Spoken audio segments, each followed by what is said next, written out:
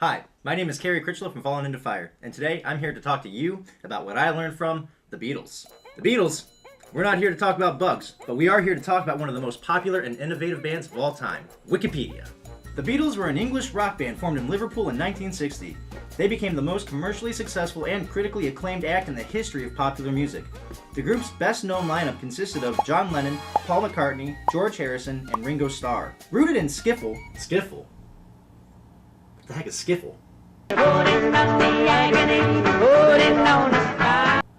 That's skiffle.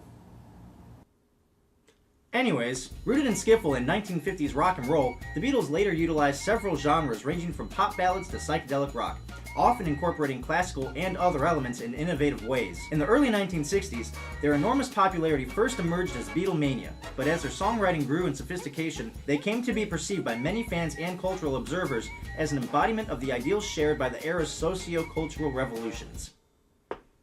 Wow. Okay, so that's cool. The Beatles are a pop rock band from the 1960s, and apparently they're into the skiffle music. So how does that make them so important and influential? Okay, so let's go back to 1960. You got John Lennon, Paul McCartney, George Harrison, Stu Sutcliffe, and Pete Best. Pete Best? Stu Sutcliffe? What happened to Ringo Starr? You just said Ringo Starr was in the band. Can't you tell? Where's Ringo Starr? Well, the last two were eventually kicked out of the band in a somewhat less than dignified manner, and Ringo joined in 62. But let's not get ahead of ourselves. All five boys were in their late teens and grew up on a steady diet of 50s rock and roll and skiffle. They were mostly lower class citizens, in a time and place where that still mattered, and grew up in a little backwater town with dreams of becoming recording artists. They played shows every opportunity they got, and they were bad. Really bad. How dare you, sir? I'm indignant. They were still learning how to play their instruments. They were rude, belligerent. They smoked, they drank on stage, they insulted the crowd. They played music very unpopular at the time with adults in England. You know, covers of people like Elvis Presley, Chuck Berry, Buddy Holly, and a lot of others. They did, however, manage to garner a following of local teenagers who seemed enthralled with their bad boy image. Being one of the few bands in England to play rock and roll, they were able to get a gig in the red light district of Hamburg, Germany. They played 5 to 6 hours a day, 6 days a week for months at a time. But that seems like hard work. It was.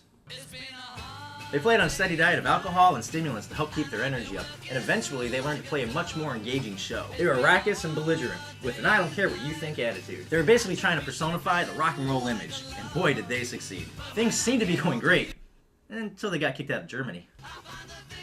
They were accused of burning down a club whose owner owed them money.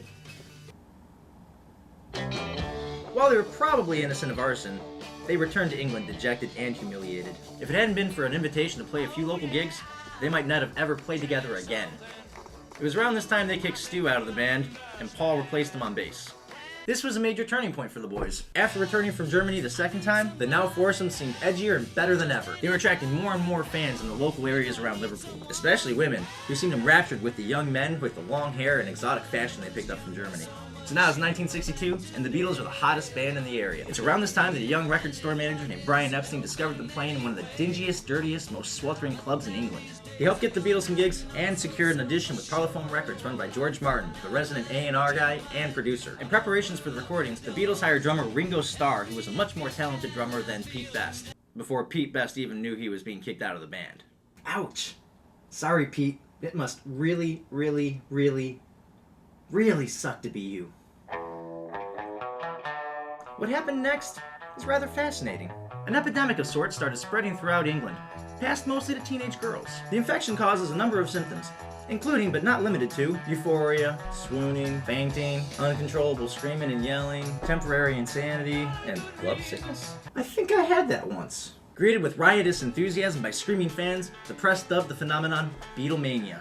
Never before had such a visceral reaction happened towards a band. I mean, people at shows literally started acting nuts. Remember, this is England. It would be a terrible thing. Seemingly overnight, the epidemic started spreading throughout the world. Now, the music wasn't groundbreaking or revolutionary, but the sound and the image of the Beatles was infectious.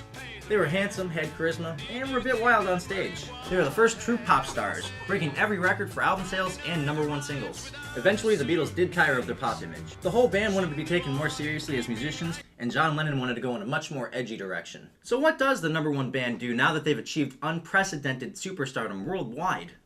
Drugs? That's right, drugs. It was a young Mr. Bob Dylan that turned the Beatles onto marijuana in 1965. From that point on, all 4 of them were hooked. Of all people, it was John's dentist that turned him and George onto LSD. Whoa, this is trippy. Far out, man.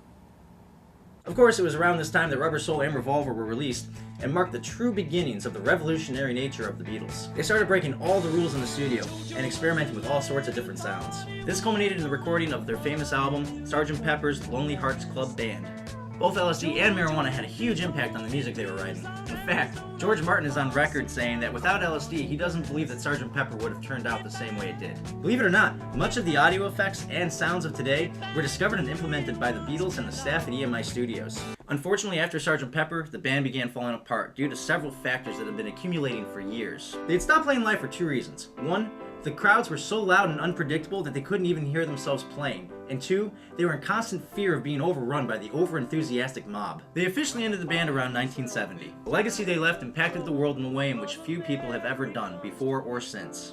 So, what did I learn from the Beatles? Being revolutionary and visionary is licensed to be pretentious, arrogant, and self-important. Drugs can lead to good things. Too many drugs can lead to bad things. No matter who you are, hard work is always a prerequisite for success. It doesn't hurt to be good looking to be a pop star. Sometimes you need to break the rules to achieve great things. Handling superstardom is a lot harder than it looks. All good things must come to an end. And perhaps the most important thing I learned from the Beatles is, all you need is love. Thanks for watching and have a great day.